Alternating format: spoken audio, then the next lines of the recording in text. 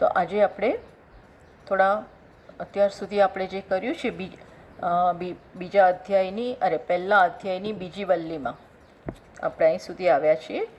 પહેલા અધ્યાયની કઈ ચાલે છે? બીજી વલ્લી. આપણે વાત કરી છે ને કે દરેક અધ્યાયમાં કેટલા અધ્યાય છે? આમાં 2 અધ્યાય.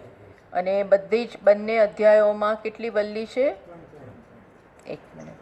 કેટલી વલ્લી છે? એક સેકન્ડ. બહેનોમાં કેટલી વલ્લી છે? 3 વલ્લી.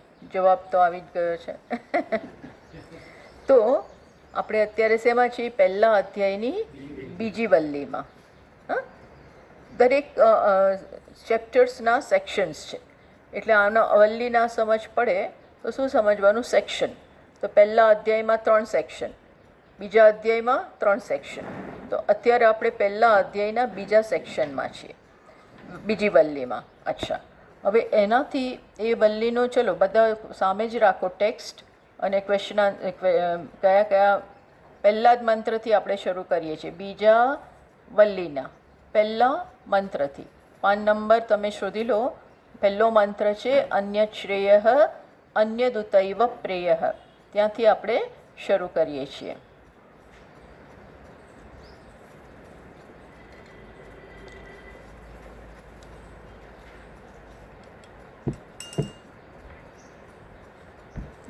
તો એમાં ચર્ચા આવી શ્રેયસ અને પ્રેયસની. હવે શ્રુતિએ કહ્યું કે અન્ય શ્રેય. ચલો પહેલા મંત્ર વાંચીએ. એટલે અચ્છા, મંત્ર વાંચવાની જરૂર નથી.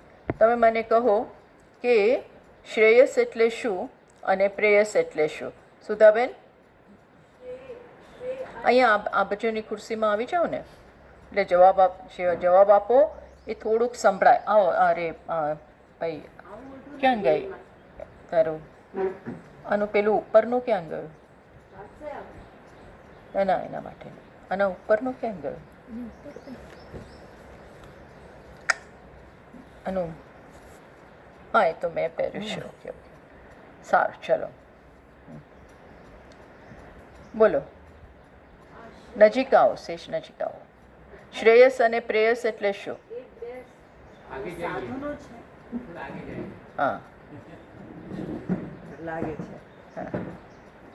આ 2 સાધનો છે જે મનુષ્યને એમનું કલ્યાણ કરે છે. આ 2 સાધન છે, પ્રયોજન છે. એ કરતા 2 ઓકે, પ્રયોજન છે. તો શ્રેયસ કઈ પ્રકારનું? સુધાબેનનું કેવું છે કે આ બંને પ્રયોજન છે. ઓકે, પણ કઈ પ્રકારના પ્રયોજન છે? શ્રેયસ જે છે એ ચઢિયાતું પ્રેયસથી ચઢિયાતું છે અને મનુષ્યનું કલ્યાણ કરે છે. અને એ પ્રેયસ જે છે એ શ્રેયસ કરતાં ઉતરતું સાધન છે જે મનુષ્યનું ને પતનની તરફ દોરી જાય છે. કેમ કે એમાં જે ટેમ્પરરી સુખના સાધન વિષય ભોગ પર મનુષ્યનું હા, સમજ્યા. તો એને બરોબર છે, પ્રયોજન પણ કહી શકાય. પણ એના કરતાં વધારે આપણે શું કહી શકીએ? 2 માર્ગ. શું તમે શું કીધું? હા, જીવનની 2 નિષ્ઠા કહો, 2 માર્ગ કહો, 2 પ્રયોજન પણ કહી શકાય. તો ચલો, આ 2 જુદા જુદા માર્ગ છે જે મનુષ્યની સામે દરેક વખતે આવે છે. 2 માર્ગ છે. એક માર્ગનું નામ છે શ્રેય, બીજા માર્ગનું નામ છે પ્રેય. તો શ્રેય એટલે મને કોઈ ફરી દિલીપભાઈ જવાબ આપો. ચલો, આ 2 માર્ગ છે, મનુષ્યની સામે આવેલા છે. એકનું નામ શ્રેય, બીજાનું નામ પ્રેય. એવું લખેલું નથી હોતું, પણ આપણે સમજવું રહ્યું. આપણે અંદરથી સમજવું રહ્યું કે આ મને ક્યાં લઈ જશે અને આ મને ક્યાં લઈ જશે. તો આ શ્રેયસ કઈ પ્રકારનો માર્ગ છે? પહેલા શ્રેયસની જ વાત કરીએ. હા,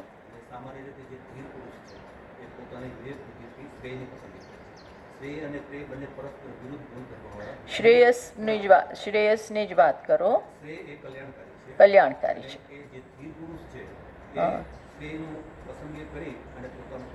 હા, એટલે શ્રેયસ કેવો માર્ગ છે? તમારી વાત પણ સાચી છે. જુઓ, કેવો માર્ગ છે કે જે એ અઘરો છે, પણ માર્ગ અઘરો છે, પણ એની પાછળનું ધ્યેય કેવું છે? કલ્યાણકારી, સત્યનો માર્ગ છે. ટૂંકમાં મારે જીવનમાં કલ્યાણકારી વસ્તુ જોઈતી હોય, અંતે જીવનનું સત્ય ધ્યેય પ્રાપ્ત કરવું હોય તો એનો આ માર્ગ છે. હવે માર્ગ થોડો કઠિન દેખાય. શ્રેયસનો માર્ગ એટલો સરળ નથી. હરિનો માર્ગ છે શૂરાનો, નહીં કાયરનું કામ.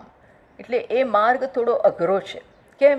કારણ કે ત્યાં તમારે મૂલ્યોનું પાલન કરવું પડે, વિવેક બતાવવો પડે, અને એમાં એવી વસ્તુ પસંદ કરવી પડે કે જે એટલી બધી આકર્ષક નથી, છતાં પણ એનું અંતિમ ધ્યેય શ્રેષ્ઠ છે. જેમ કે આપણે ક્લાસમાં આવવું હોય વહેલા ઉઠીને, તો વહેલા ઉઠવું પડે, 8 વાગે વહેલા ઉઠવું પડે, ઊંઘને છોડવી પડે, આ બધું કરી અને આવવું પડે. અને જ્યારે તમે એ ના કરો તો આરામથી 8 વાગે ઉઠો તો ચાલે. સમજ પડી? પણ મારું ધ્યેય શું છે? કે હું ભણું, હું શાસ્ત્રને ભણું. તો એ ભણવા રૂપી જે ધ્યેય છે, ઉપનિષદ ભણવા રૂપી જે ધ્યેય છે, અને ઉપનિષદ પણ આત્માનું જ્ઞાન આપે છે. એટલે એવું જે ધ્યેય છે એ માટેનો માર્ગ, એ કેવો માર્ગ છે? શ્રેય.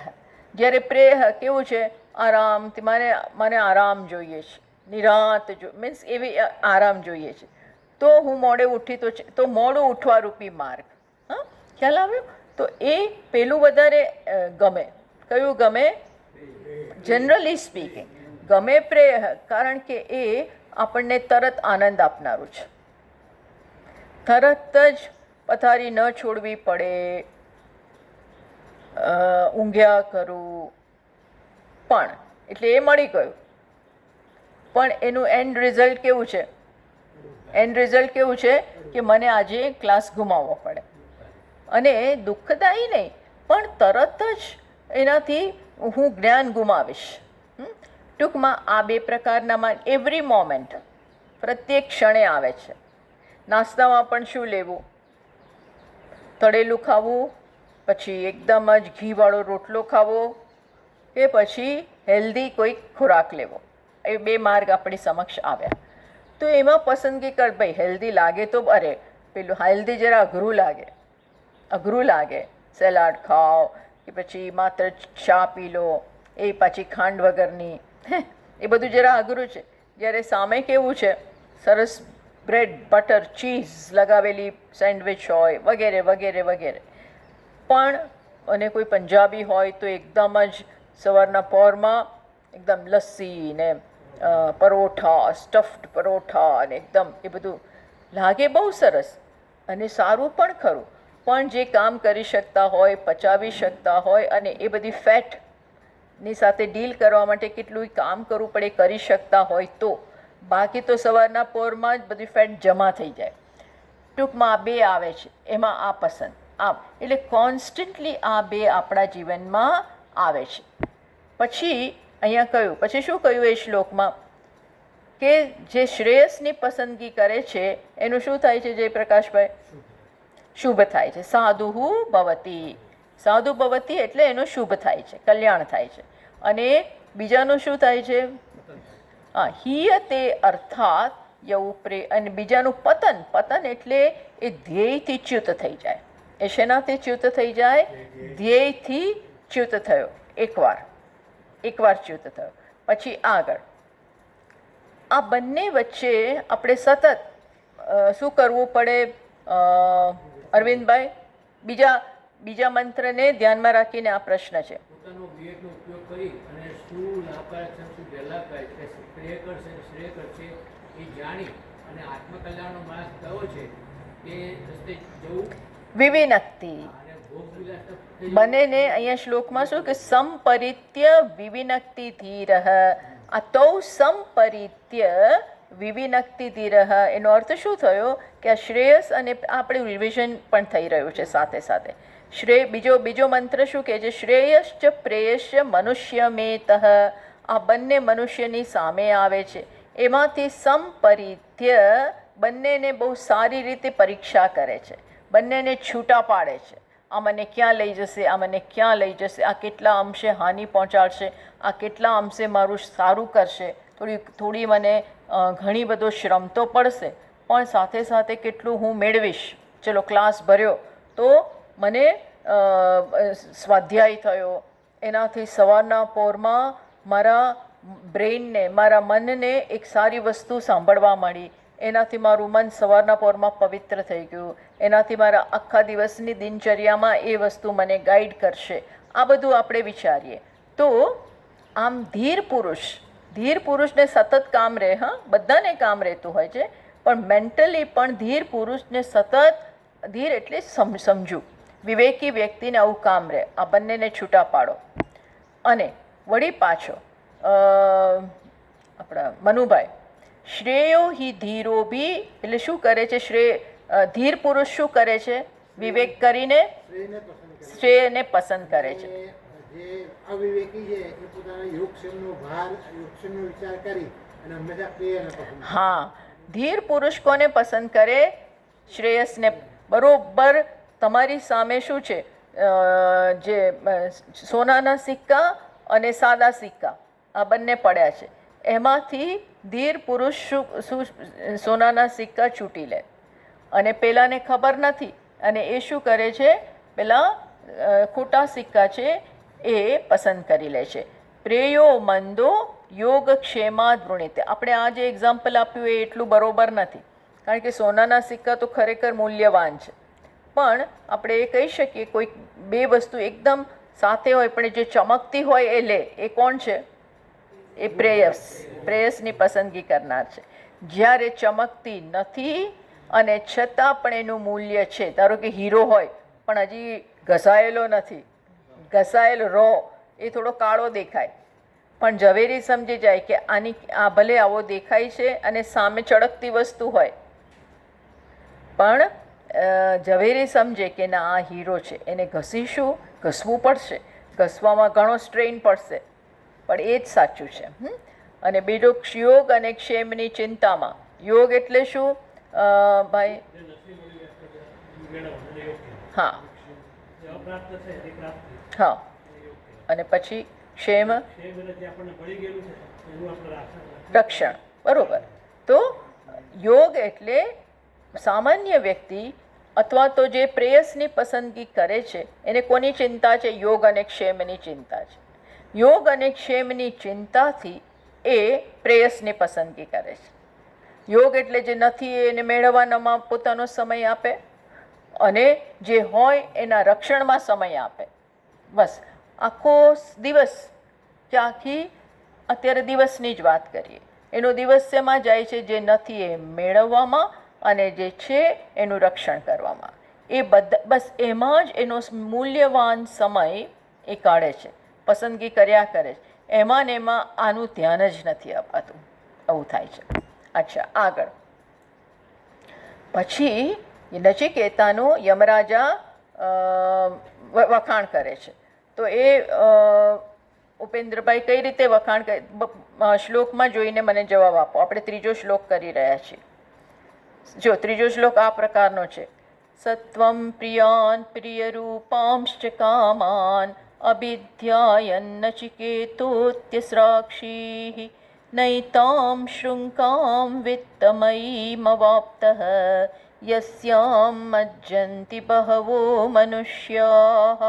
તો શું કહે છે કે કઈ રીતે યમરાજા આ શ્લોકમાં નચિકેતાના વખાણ કરે છે? કયા સંદર્ભને ધ્યાનમાં રાખીને એ મને કહો ઉપેન્દ્રભાઈ. શું કઈ રીતે યમરાજા વખાણ કરે છે કે તે શું કર્યું? આ શ્લોક પ્રમાણે જ મને કહો.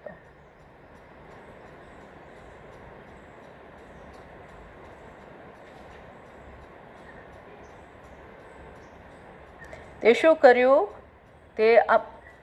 તેને જે બધું ધરવામાં આવ્યું વગેરે એ બધાને અપ્સરા વગેરેને એને લાલચ આપી, પણ એ લાલચથી લોભાયા નહીં અને એમને તીવ્ર વૈરાગ્ય વ્યક્ત કર્યું.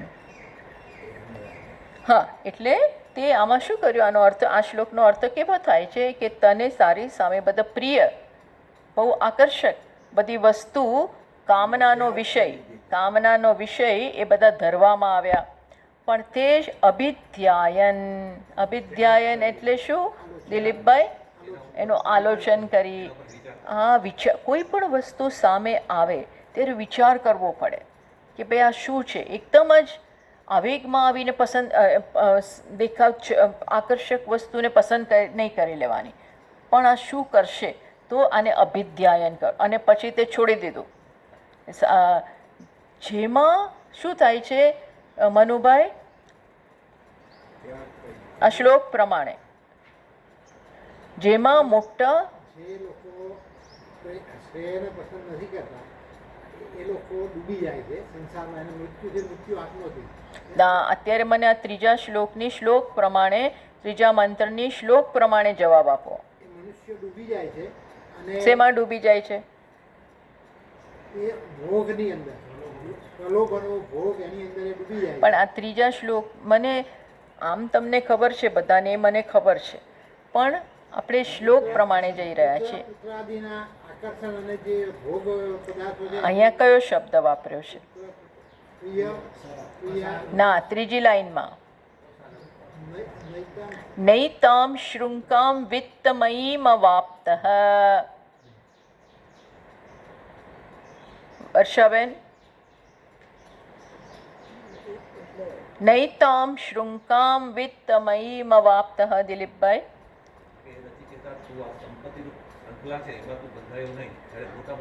હા, આ સંપત્તિ રૂપ, એ તો માત્ર પ્રતિનિધિ થયું. આ સંપત્તિ રૂપ સુધાબેન જે શૃંખલા છે, ચેઇન છે, એટલે આખી વસ્તુ સંપત્તિમાં આવી ગઈ. બીજું બધું જ સંસારમાં આપણને આકર્ષણ કરે છે, એ બધું આવી ગયું.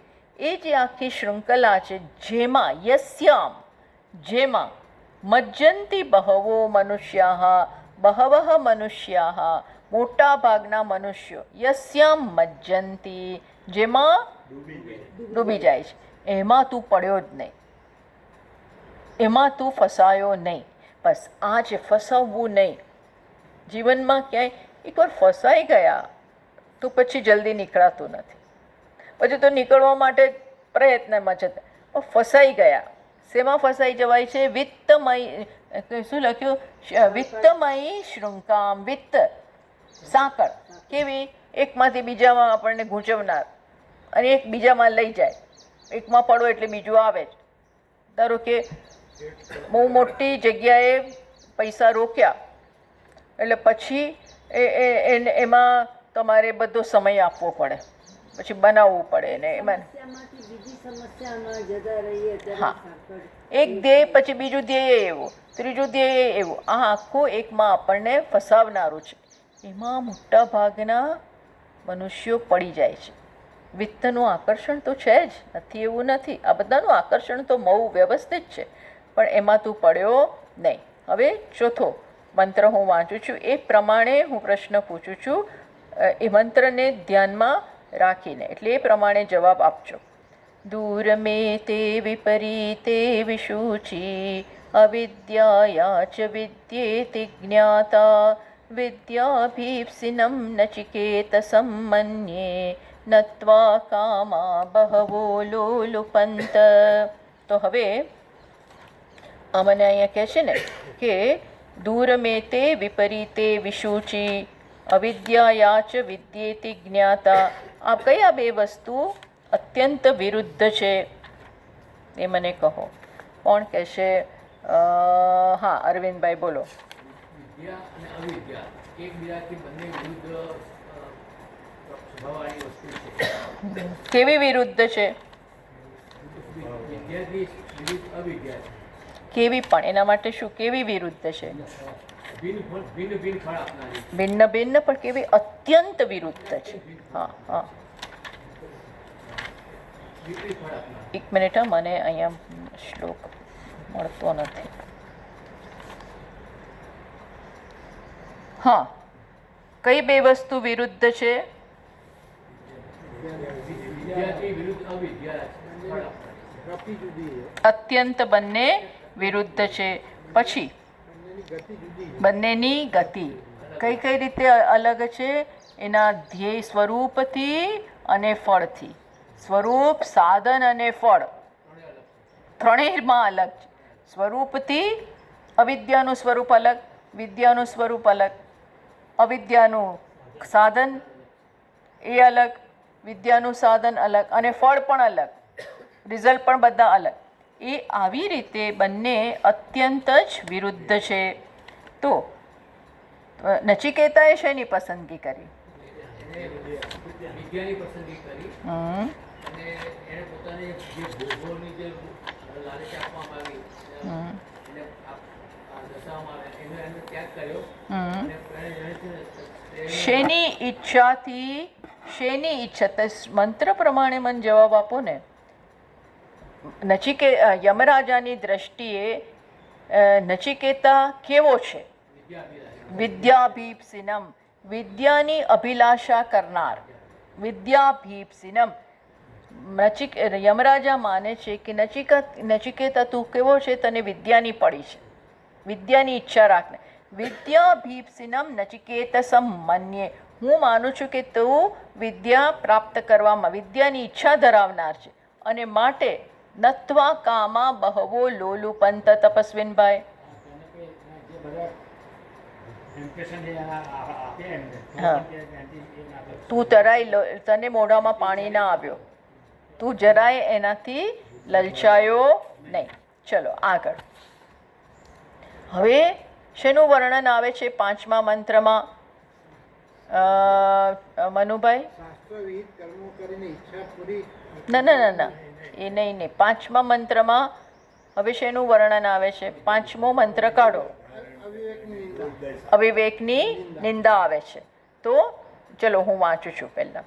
અવિદ્યાયામંતરે વર્તમાનાઃ સ્વયં તીરા પંડિતમ મન્યમાનાઃ દંદ્રમ્યમાણાઃ પર્યન્તિ મૂઢાઃ અંધેનૈવ નીયમાના યથાંધાઃ. તો શેનું વર્ણન છે આમાં?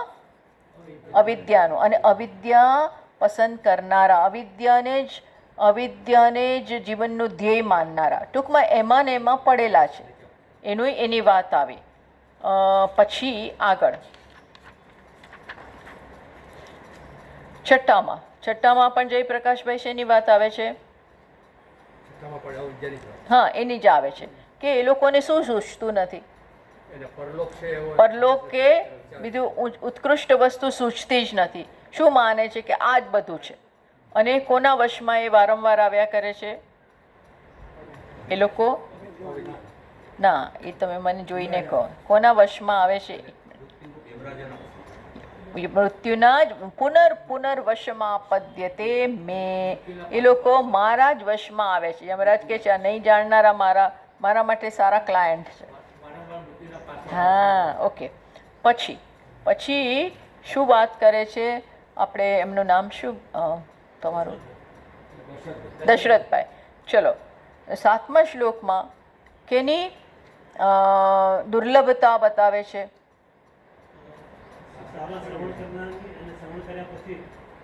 શ્રવણની દુર્લભતા પહેલાં બતાવે છે કે શ્રવણ પણ મોટા ભાગના લોકોને મળતું નથી. શ્રવણ થઈ ગયા પછી પણ શું સમજતા નથી. શ્રવણ તો પહેલાં ના મળે મોટા ભાગનાને, જેને મળે છે એની વાત કરે છે.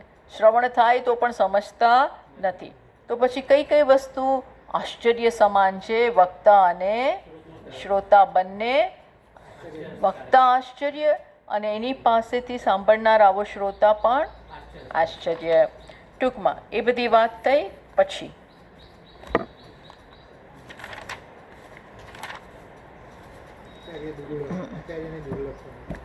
પછી સુધાબેન શેની વાત કરે છે 8મા મંત્રમાં?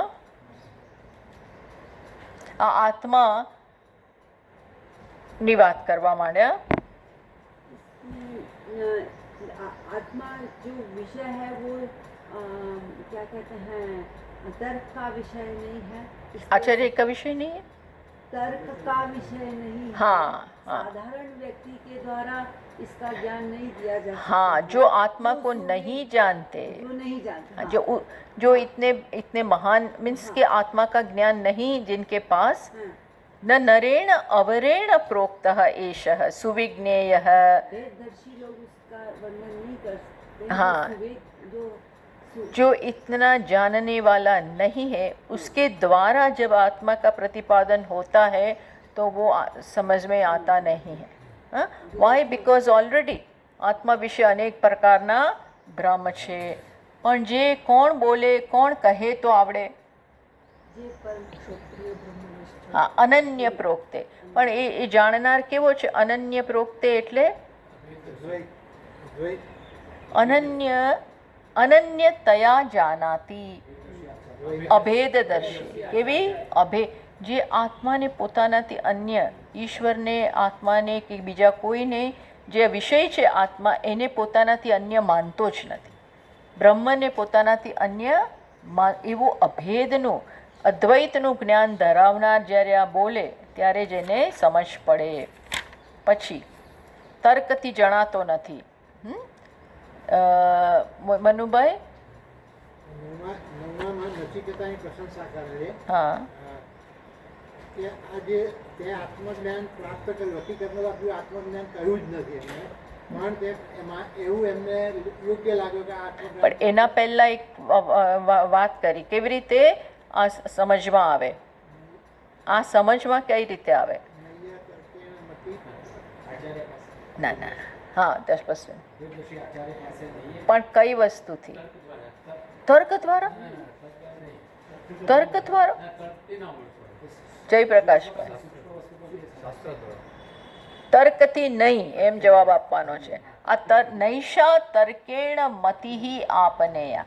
આ આત્મજ્ઞાનની મતિ, આત્મજ્ઞાનની સમજ કોનાથી પ્રાપ્ત નથી થતી? માત્ર તર્કથી. હા, માર્ગ તર્કનો જ ઉપયોગ કરે એને આવડે, એ બરોબર નથી, એનાથી ન જન્મે. તો કોનાથી જન્મે? અન્ય નહીં, પ્રોક્ત અન્ય નહીં, જે આનાથી વિરુદ્ધ છે, અદ્વૈત રૂપે જાણે છે, એ શાસ્ત્ર દ્વારા આ જ્યારે સમજાવે. ટૂંકમાં એકલો તર્ક ચલાવો તો આ થાય નહીં. હા, વળી પાછી નચિકેતાની પ્રશંસા કરી. પછી વળી આ 10મા શ્લોકમાં તો પ્રશંસાની અવધિ આવી ગઈ. ચલો દિલીપભાઈ.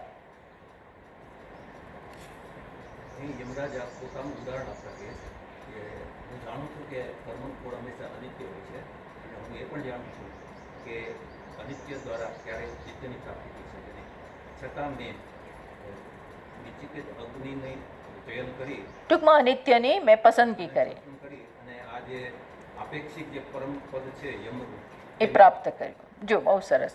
શું કહ્યું કે હું જાણતો નથી. યમરાજા પછી પોતાનું ઉદાહરણ આપે કે હું જાણતો હોવા છતાં, શું જાણતો હોવા છતાં કે આ બધું અનિત્ય છે, કર્મનું ફળ હંમેશા અનિત્ય છે, એ જાણતો હોવા છતાં મેં અનિત્ય ફળની ઈચ્છા કરી અને એની મેં પ્રાપ્તિ કરી અને આજે હું એમાં ફસાયો છું. આ પ્રકારે પોતાનું યમરાજા વાત કરે છે. અને તે આ બધું દશરથભાઈ, હા, ક્યાં સુધીનું ઠુકરાવ્યું? હા, એ બધું ક્યાં સુધીનું તે ઠુકરાવ્યું? હા હા, હિરણ્ય ગર્ભ કેવું પદ છે? અઘરું છે, પ્લસ એમાં શું છે? બધું જ છે. આ સંસારમાંથી શ્રેષ્ઠમાં, આ સંસારની જે વર્ણન થાય એમાં સંસારમાંથી પ્રાપ્ત થતું શ્રેષ્ઠમાં શ્રેષ્ઠ ફળ કોણ? હિરણ્ય ગર્ભ.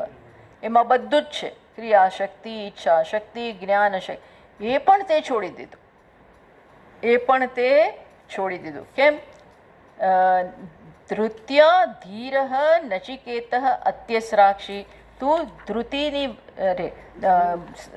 વિવેક બુદ્ધિ વાપરી અને એ પણ તે છોડી દીધું. પછી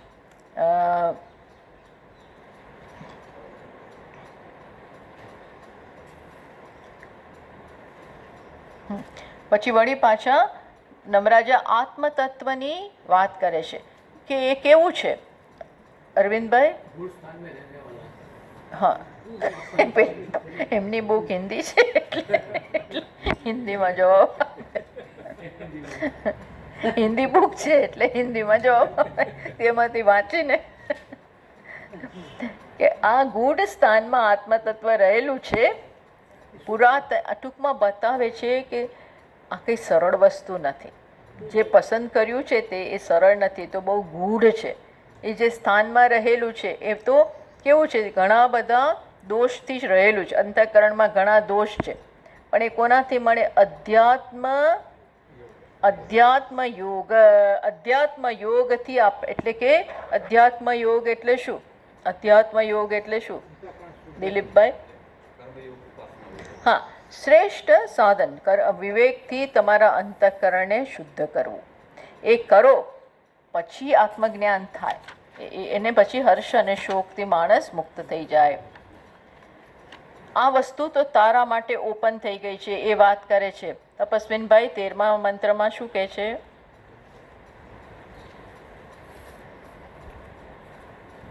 આ બધું બધાએ ઘરે વાંચીને આવવાનું હતું, બધા અહીંયા જ વાંચો છો,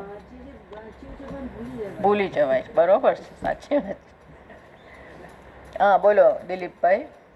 જે મધ્ય મનુષ્ય છે એ આ આત્માનો ઉદ્દેશ પહેલા સાંભળે છે, ત્યાર પછી એને બરાબર ગ્રહણ કરે છે, એના ઉપર ચિંતન અને મનન કરે છે, અને ત્યારે વિવેક કરે છે. ધર્મ્યમ પ્રગૃહ્ય, વિવેક કરે છે. અનાત્માથી આત્માને છૂટો પાડે છે. હા, પછી જ્યારે એ આત્મતત્વને જાણી લે છે ત્યારે એ જે પરમ આનંદ સ્વરૂપ પરમાત્માને પ્રાપ્ત કરી પોતે પણ આનંદમાં. હા. અને તારા માટે શું થયું જયપ્રકાશભાઈ? એ જ મંત્રમાં કહે છે.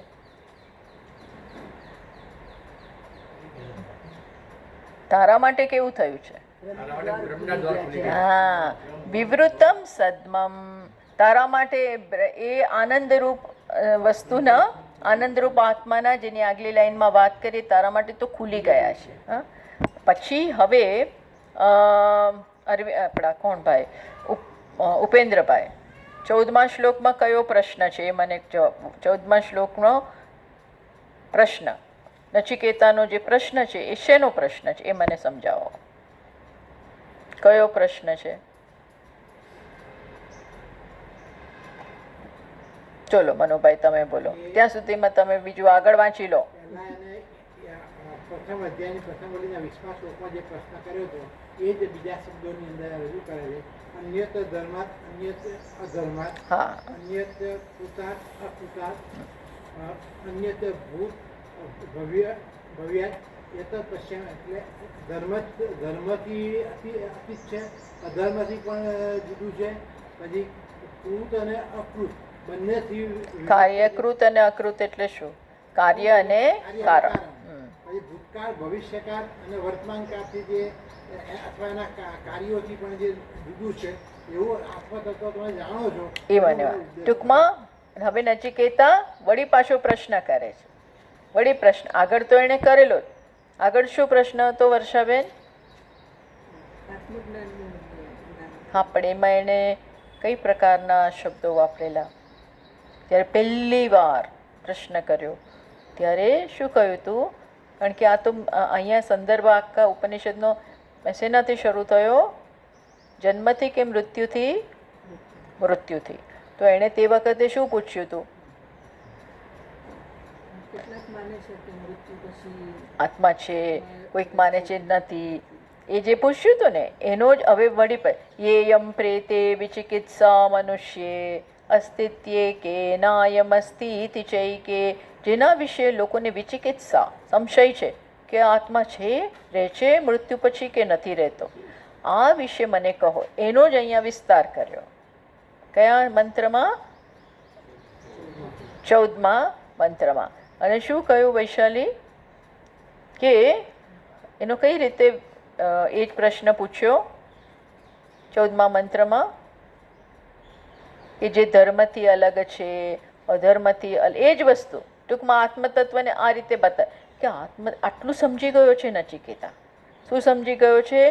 કે આત્મા તદ્દન અલગ છે આ સંસારથી, ધર્મથી અલગ, અધર્મથી અલગ, કાર્યથી અન્યત. અન્યત એટલે અલગ, જુદું.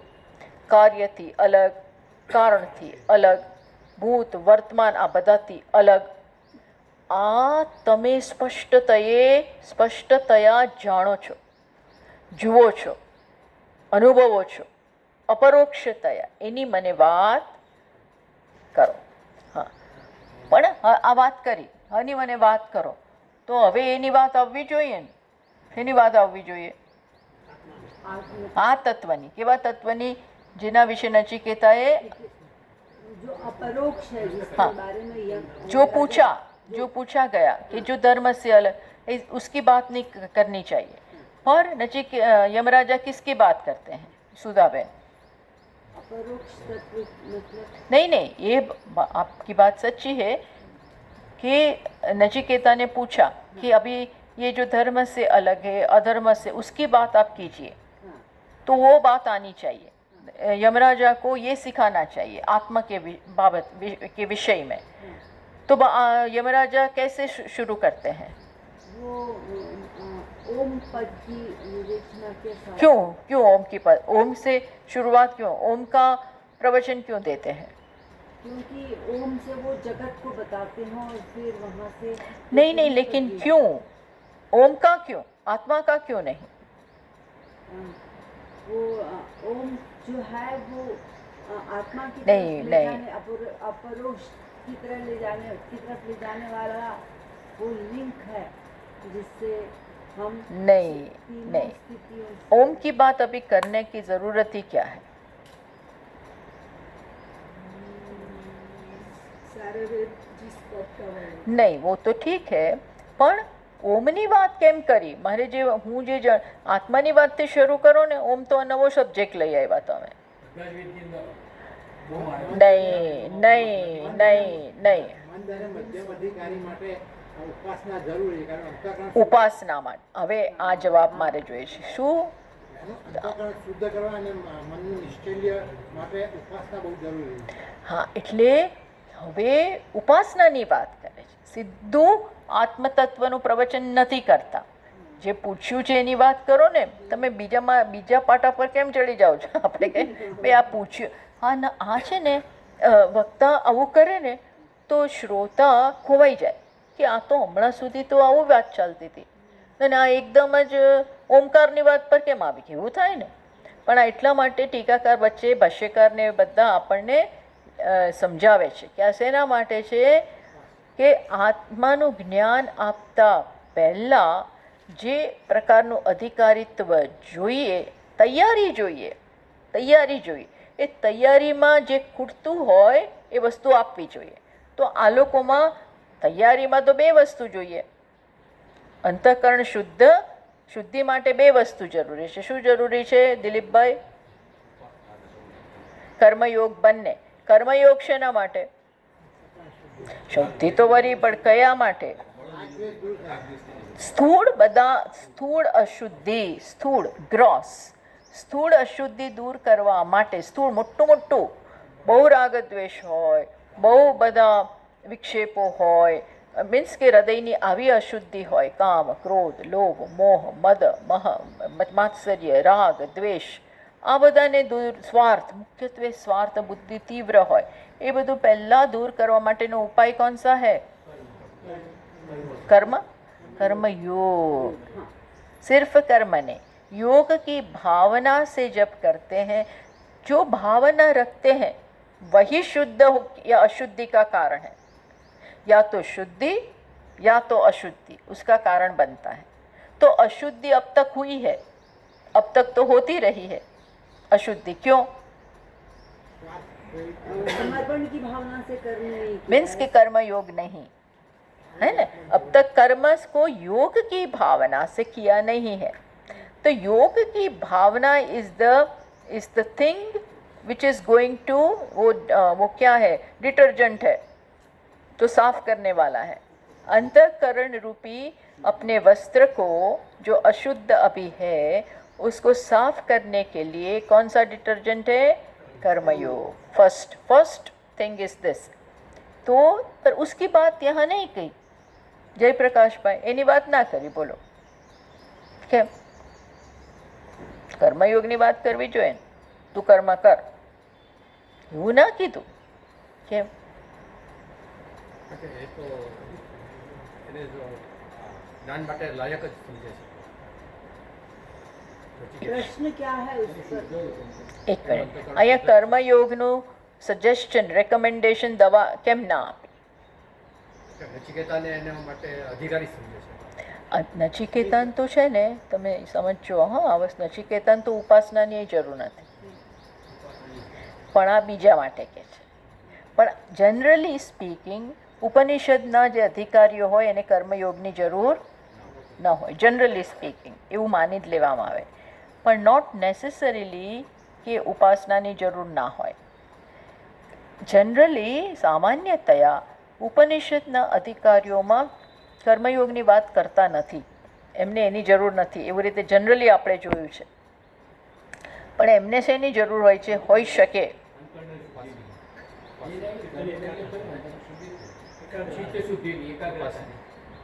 ईश्वर कृपानी। હા, એટલે શુદ્ધિના બે સ્તર છે, અશુદ્ધિના બે સ્તર કહી શકીએ. એક સ્તર છે સ્થૂળ અને બીજું સ્તર છે જરાક એનાથી ઓછું, મીન્સ કે ચડિયાતું કે ઓછું ચડિયાતું. કયું? તો કે ચિત્તમાં એકાગ્રતાનો અભાવ. આ બીજી અશુદ્ધિ. પહેલી અશુદ્ધિ છે સ્થૂળ અશુદ્ધિ, એ કર્મયોગથી જતી રહે. પણ ચિત્તમાં જે એકાગ્રતા ન હોય, એનો અભાવ હોય, જેનામાં જનરલી સ્પીકિંગ ઉપનિષદના અધિકારીઓમાં કદાચ આ નથી હોતું. શું નથી હોતું? ચિત્તમાં એકાગ્રતા. ચિત્ત એક જગ્યાએ, એક ઓબ્જેક્ટ ઉપર, એક વિષય ઉપર સ્થિર ન રહી શકે, જે બહુ જરૂરી છે. એટલે એમને શેનો ઉપદેશ આપવામાં આવે છે? શું સાધન આપવામાં આવે છે? ઉપાસના રૂપી. તો અહીંયા કયું સાધન આપ્યું દશરથભાઈ? ઓમકારની ઉપાસના. આલંબનમ એતદ આલંબનમ શ્રેષ્ઠમ. આ શ્રેષ્ઠ આલંબન છે. કોના માટે શ્રેષ્ઠ છે આ આલંબન? અરે એ તો મને એ વાત થઈ ગઈ, પણ કોના માટે? કોના માટે શ્રેષ્ઠ આલંબન છે? એ તો બધા વાત થઈ ગઈ એમને. હવે હું જે પૂછવા માગું છું એ મંત્રમાં જોઈને મને જે મારી ઈચ્છા છે એ જવાબ આપો. મંત્રમાં આનો જવાબ રહેલો છે 16મા અને 17મા. આટલી ઇઝી એક્ઝામ કોઈને ના હોય. હે? એ નહીં ભાઈ, એ તો બધું આપણે ચર્ચા થઈ ગઈ. આ કોના માટે શ્રેષ્ઠ વસ્તુ છે? કઈ? એને સગુણ બ્રહ્મની ઉપાસના કરવી છે, જાણવું છે, પ્રાપ્તિ કરવી છે, અને જેને નિર્ગુણ બ્રહ્મને આત્મ સ્વરૂપે જાણવું છે, એ બંને માટે આ ઓમકારની ઉપાસના છે. ઓમકારની ઉપાસના શેના માટે છે? એ જો લખ્યું ને, એતથી એવ અક્ષરમ, પહેલાં એ આ ઓમકાર શું છે? ઓમકાર શું છે? અક્ષરમ. એતદેવ અક્ષરમ બ્રહ્મ, એતદ્યેવાક્ષરમ બ્રહ્મ, એતદ્યેવાક્ષરમ પરમ. આનો અર્થ શું થયો?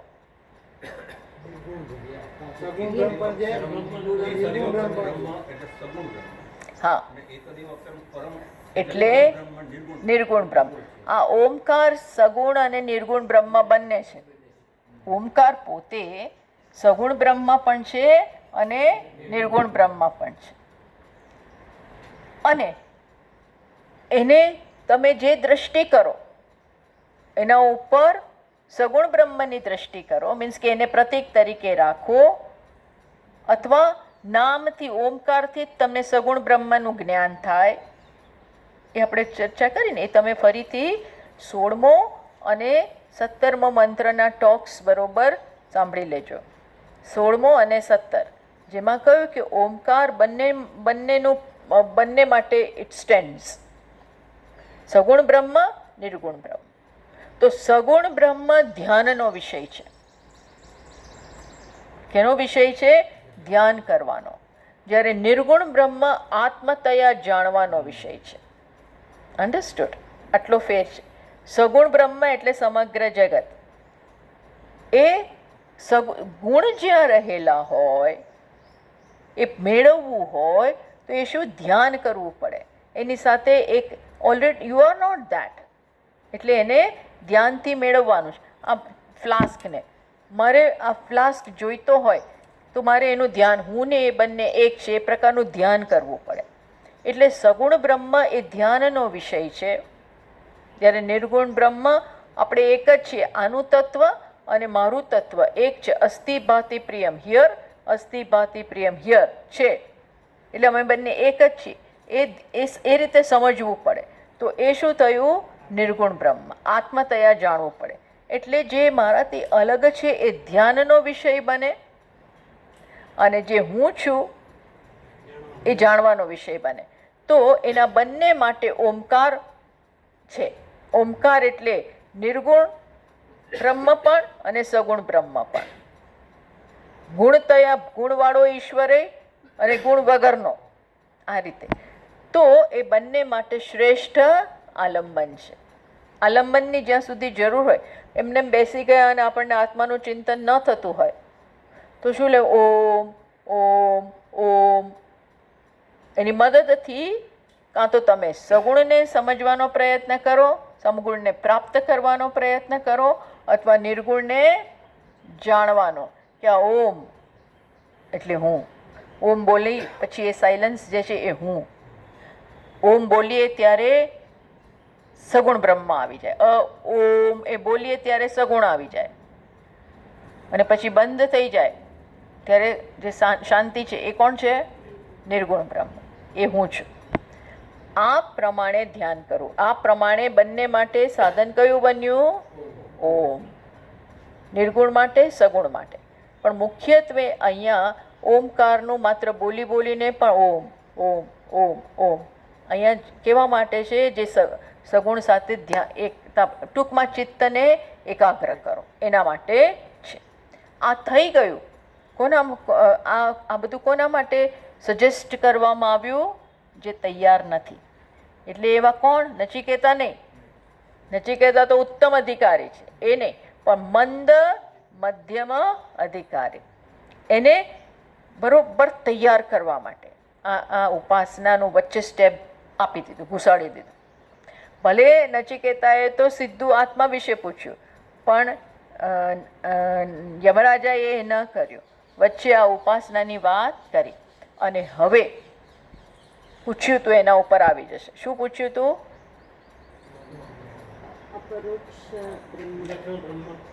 અન્યત્ર ધર્માત અન્યત્ર અધર્માત. એ જે પૂછ્યું છે ને, ધર્મથી અલગ, અધર્મથી અલગ. બીજા કોનાથી અલગ વૈશાલી? હા, પાસ્ટ પ્રેઝન્ટ. પછી બીજો કોનાથી? હા, વેરી ગુડ. કાર્ય, કારણ, પાસ્ટ, પ્રેઝન્ટ, ફ્યુચર, ધર્મ, અધર્મ, એનાથી જે અલગ, different from all of this, એની વાત કરો. મુખ્ય પાટા ઉપર હવે આવો. તો આવી ગયા, હવે આવી ગયા. એ હવે આપણે નેક્સ્ટ ક્લાસમાં ક્યાંથી શરૂ થશે? જે આ બધાથી અલગ એવું જે આત્મ તત્વ છે, એકમાત્ર છે, એની વાત કરશે. એનું સ્વરૂપ બરોબર સ્પષ્ટ કરશે. કોનું સ્વરૂપ? આત્માનું. જે આવું છે. હા, ધર્મ અલગ, કાર્ય કારણ, એટલે બધું જ આખો સંસાર જતો રહ્યો આમાં.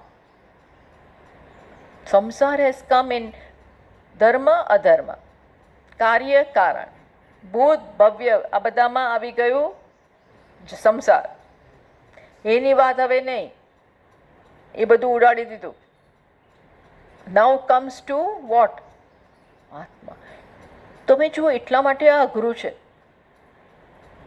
આ બધાથી જે અલગ છે, આખો સંસાર કાઢી નાખ્યો. વોટ એવર વી નો એ સંસાર, આપણે જે જાણીએ છીએ એ સંસાર, એને તો આમાં આવતું જ નથી. હવે એવું છે આત્મા, આ બધાથી ડિફરન્ટ એવો જે આત્મા છે એની વાત કરશે. એટલા માટે ચિત્ત કેવું જોઈએ? ફોકસ્ડ. ફોકસ માટે કોઈ રૂપ રંગ આપે ને તો ફોકસ સરસ સહેલું પડે. આપણે સામે કોઈક બેઠા હોય તો આપણે એને જોયા કરીએ, પણ આમાં તો કંઈ છે જ નહીં, કેવી રીતે ફોકસ કરવું? એટલા માટે જ એનું આલંબન આપ્યું. પહેલાં ફોકસિંગની ટેવ પાડો, એના માટે જ એક પ્રોપ આપ્યું. આ મૂક્યું છે, ચલો જુઓ. હજુ મૂક્યું નથી પણ છતાં બોલ્યા કરો, ઓમ ઓમ ઓમ. ધીસ વોઝ ગિવન, અને નાવ એ વસ્તુ શરૂ થશે. આપણે પહેલો મંત્ર વાંચીએ, કરીશું આવતા વખતે. 18મો મંત્ર. ન જાયતે મ્રિયતે વા વિપશ્ચિત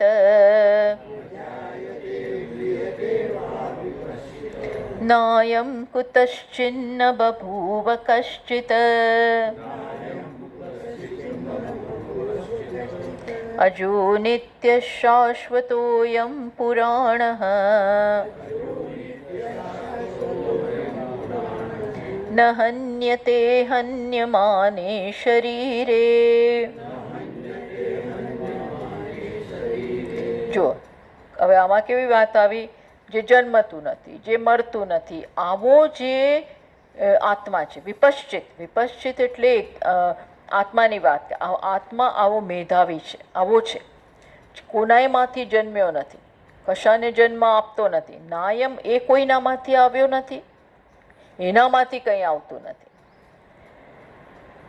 નિત્ય છે, શાશ્વત છે, પુરાણ છે, અને શરીરના મરવાથી જે મરતો નથી. ન હન્યતે હન્યમાને શરીરે. હન્યમાને શરીરે ન હન્યતે.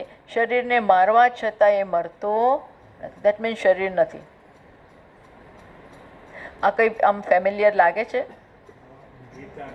ગીતાના બીજા અધ્યાયનો ભગવાન એ અહીંથી જ શરૂ કરે છે. ન જાયતે મ્રિયતે વા કદાચિત. ત્યાં આટલો ફેર, કારણ કે બેઠું ના લેવાય, કોપી ના કરાય, એટલે ભગવાને જરાક બદલાવી નાખ્યો. આટલું જ બદલાવ્યું. શું? બીજો બધા શબ્દો અમુક બદલાય છે. ન જાયતે મ્રિયતે વા કદાચિત, નાયમ ભૂતવા ન ભવિતા ભૂ, એ બધું થોડું બદલાવ્યું, પણ અર્થ આ જ રહે છે. હા, તો એ મંત્ર આપણે આગળ કરીશું આવતા વખતે. ભલે. ઓમ પૂર્ણમદ પૂર્ણમિદમ પૂર્ણાત પૂર્ણમુદચ્યતે પૂર્ણસ્ય પૂર્ણમાદાય પૂર્ણમેવાવશિષ્યતે. ઓમ શાંતિ શાંતિ શાંતિ. હરિ ઓમ. શ્રી ગુરુભ્યો નમઃ. હરિ ઓમ. વૈશાલી,